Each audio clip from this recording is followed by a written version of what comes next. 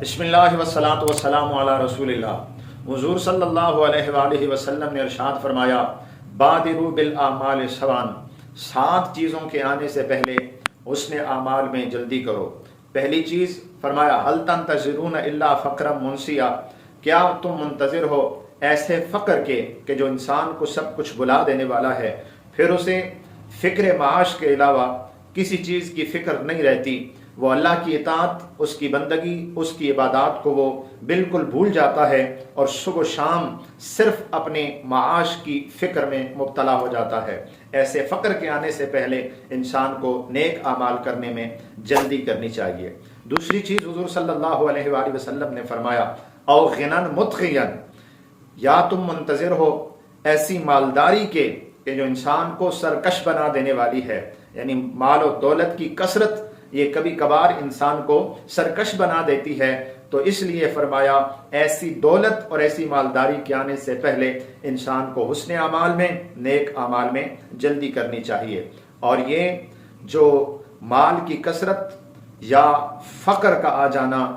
مال کا زیادہ ہونا یا مال کا کم ہونا، یہ اللہ کی طرف سے آزمائش ہوتی ہے۔ قرآن پاک میں اللہ کریم نے ارشاد فرمایا، هو الذی جعلکم خلائف الارض وَرَفَعَ بَعْضَكُمْ فَوْقَ بَعْضٍ دَرَجَاتٍ لِيَبْلُوَكُمْ فِي مَا آتَاكُمْ، کہ اللہ وہی ہے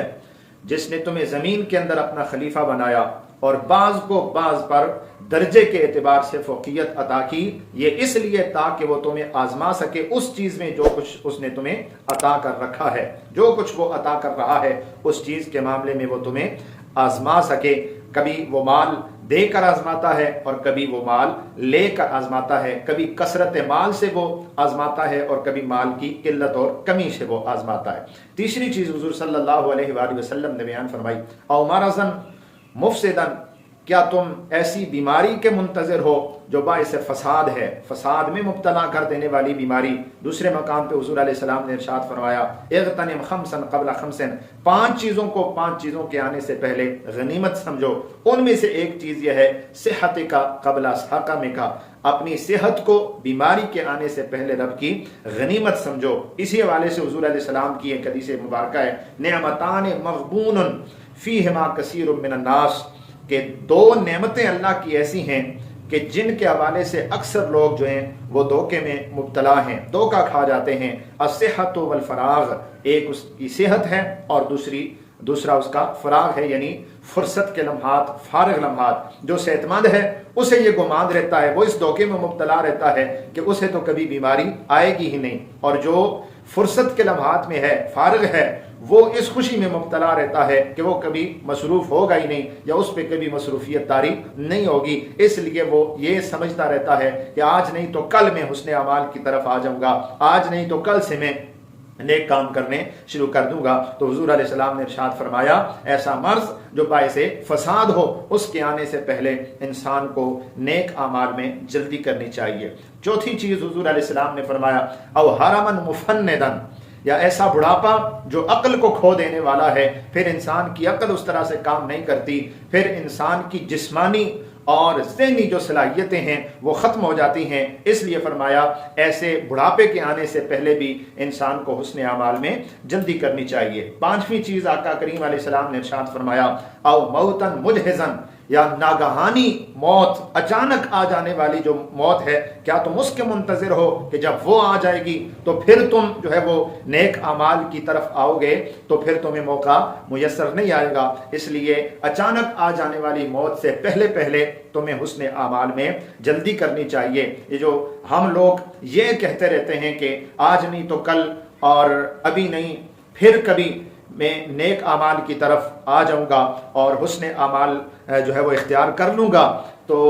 یہ جو اچانک آ جانے والی موت ہے یہ انسان کو ایک لمحے کی فرصت بھی عطا نہیں کرتی۔ اللہ کریم نے ارشاد فرمایا، وَلِكُلِّ أُمَّةٍ أَجَلٌ،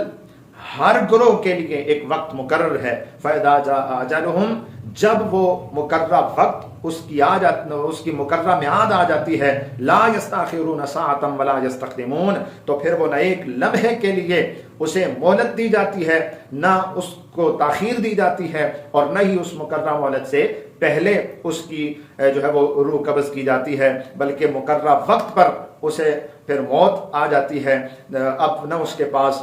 عمل کرنے کا کوئی موقع ہوتا ہے، نہ توبہ طائب ہونے کا کوئی موقع ہوتا ہے۔ اس لیے حضور علیہ السلام نے فرمایا اچانک آ جانے والی موت سے پہلے انسان کو حسن اعمال میں جلدی کرنی چاہیے۔ چھٹی چیز، اب الدجال، کیا تم دجال کے آنے کے منتظر ہو کہ جب وہ آ جائے تو اس کے آنے کے بعد تم حسن اعمال کرو گے تو پھر تمہیں موقع نہیں ملے گا۔ اس کے متعلق حضور نے فرمایا فشر غائب ينتظر، کہ یہ ایسا غائب جس کا انتظار کیا جا رہا ہے یہ ان میں سب سے برا ہے، یعنی سب سے برا غائب ہے جس کا انتظار کیا جا رہا ہے۔ یہ ایک بہت بڑا فتنہ ہے اور بہت بڑی ایک آزمائش ہوگی اللہ کی طرف سے دجال کی صورت میں، تو لہذا اس کے نکلنے سے پہلے بھی انسان کو حسن اعمال میں جلدی کرنی چاہیے۔ ساتویں اور آخری چیز حضور علیہ السلام نے فرمایا اب الساعہ، کیا تم قیامت کے آنے کے منتظر ہو؟ والساعۃ ادھیٰ وامر، یہ قیامت بڑی سخت اور بڑی کڑوی ہوتی ہے، کیا تم اس کے منتظر ہو کہ وہ آ جائے گی اور پھر نیک اعمال کرو گے تو ہرگز تمہیں اس وقت پھر نیک اعمال کا موقع نہیں ملے گا۔ اس لیے ان چیزوں کے آنے سے پہلے حسن اعمال میں جلدی کرو۔ اللہ رب ذوالجلال ہمیں عمل کرنے کی توفیق عطا فرمائے۔